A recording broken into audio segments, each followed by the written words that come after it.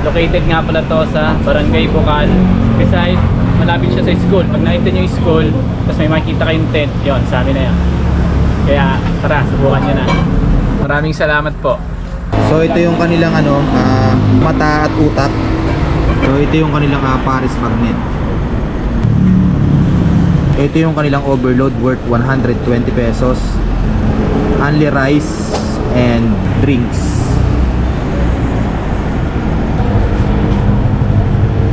Ito yung kanilang magnet kare-kare.